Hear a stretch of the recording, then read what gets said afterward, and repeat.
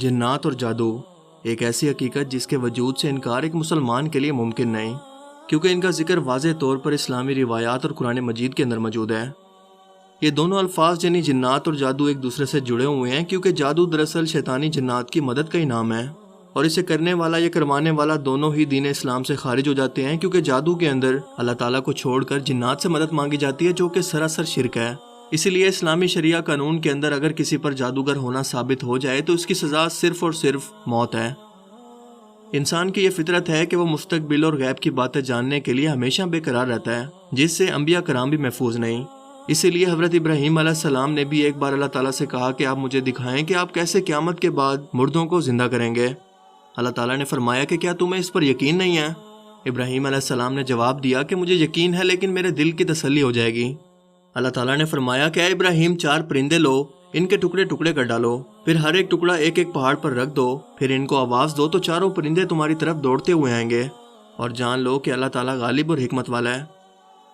بالکل اسی طرح سے آج لوگوں کے اندر غیب کی باتیں جاننے کا شوق، تجسس اور ایمان کی کمزوری انہیں عاملین، کاہن، نجومی اور ڈھونگیوں کے روپ میں موجود در حقیقت جادوگروں کے پاس پہنچا دیتی ہے، جو کہ پیسہ، عزتوں اور ایمان سب کے دشمن ہیں،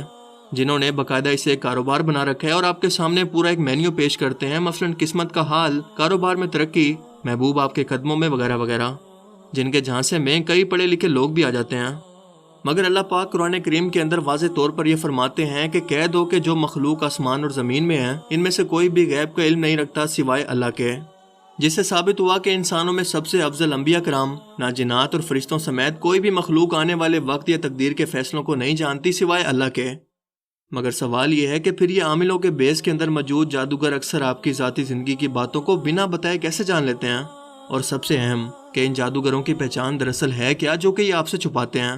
جنات اور جادوگر کا تعلق کیا ہوتا ہے؟ اس ویڈیو میں ہم انہی چند اہم ترین علامتوں اور سوالوں کے جواب جانیں گے، جس کے بعد انشاءاللہ دنیا کا کوئی بڑے سے بڑا جادوگر بھی آپ کی نظروں سے بچ نہیں پائے گا۔ نمبر 1، یہ آپ سے آپ کا اور آپ کی ماں کا نام پوچھے گا۔ اگر کوئی شخص علاج یا آپ کی کوئی جائز یا ناجائز حاجت پوری کرنے کے لیے آپ کا اور آپ کی ماں کا نام پوچھے تو یہ کنفرم ہے کہ وہ جادوگر ہے، کیونکہ رقیہ یعنی شیطانی جنات کو انسانی جسم سے باہر نکالنے کے علم کے اندر اس سب انفارمیشن کی ضرورت ہی نہیں ہوتی، بلکہ کالے جادو میں ہوتی ہے۔ جب اس جن کے سامنے قرآن کی کچھ مخصوص آیات پڑھی جاتی ہیں تو وہ اسی جسم سے جس پر وہ قابض ہے ہم کلام ہو کر معاملات کو طے کرتا ہے کہ کیسے اس جسم کو چھوڑے گا۔ الرحمن الرحیم مالک یوم الدین ایاک نعبد و ایاک نستعین۔ اس کے علاوہ نبی کریم صلی اللہ علیہ وآلہ وسلم سے بھی ثابت ہے کہ رقیہ کے دوران کوئی ایک بھی حدیث ثابت نہیں کہ جب آپ نے کسی شخص سے اس کا اور اس کی ماں کا نام پوچھا ہو۔ دراصل ہر شخص جب پیدا ہوتا ہے تو اس کے ساتھ ایک فرشتہ اور ایک جن بھی پیدا ہوتے ہیں، جسے قرین یا ہمزاد بھی کہتے ہیں۔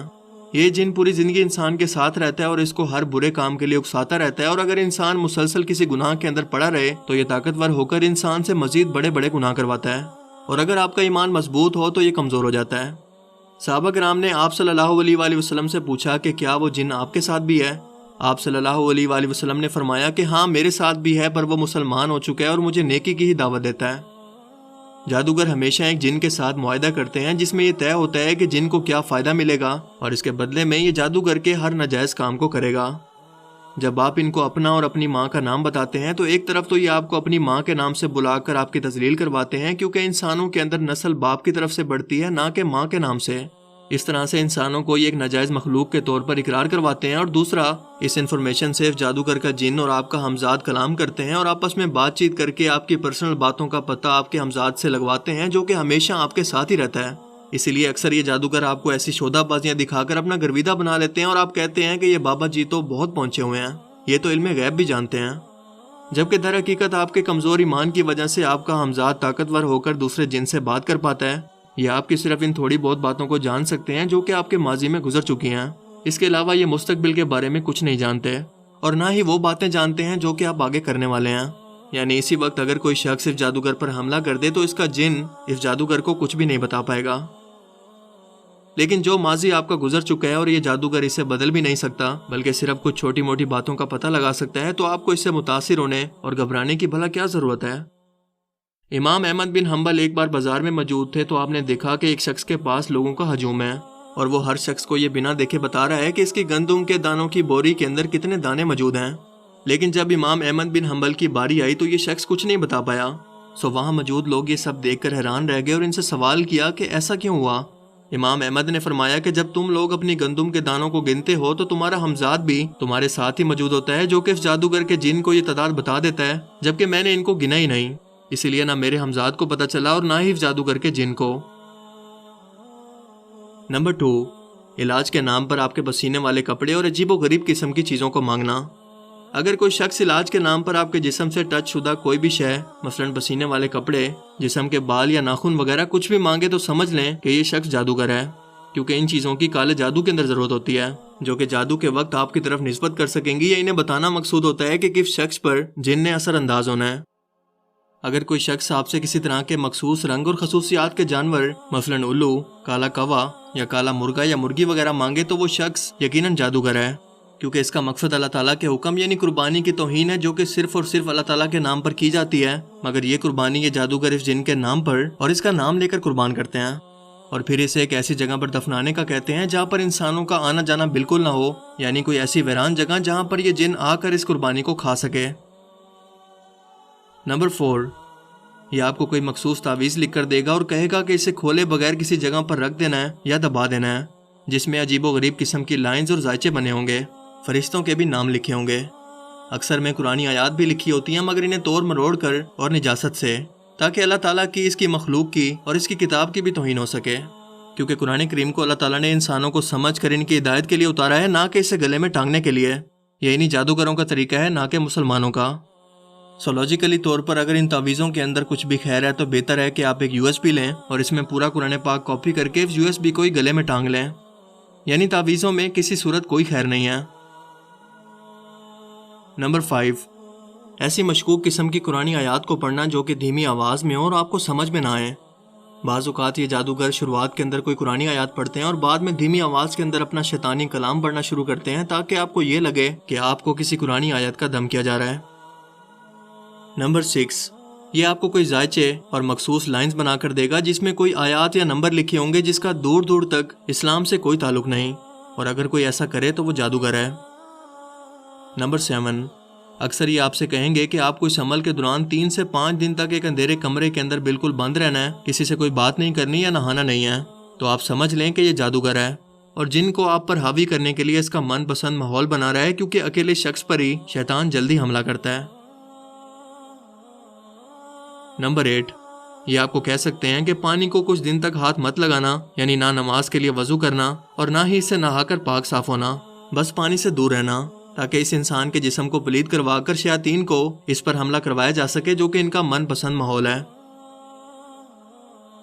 نمبر 9، یہ آپ کو کوئی خاص قسم کی پوٹلی، کوئی پتلا، کوئی کاغذ یا تعویذ کے طرح کی کوئی بھی چیز دے کر کہیں گے کہ گھر کے اندر یہ اسے باہر دفنانا یا جلانا ہے یا لٹکا دینا ہے، جو کہ اس جن کی پسندیدہ خوراک ہوگی یا اسے بلانے کا کوئی عمل ہوگا جس کا تعلق سیدھا سیدھا کالے جادو سے ہے، نہ کہ دین اسلام سے۔ مثلاً یہ آپ سے کہیں گے کہ فجر کے وقت یہ کام کرنا یا عمل کرنا، یا کچھ ٹوٹے پھوٹے الفاظ لکھ کر اسے پانی میں ملا کر آپ کو پینے کے لیے کہیں گے۔ یاد رکھیں کہ ان چیزوں کا دین اسلام سے کوئی تعلق نہیں۔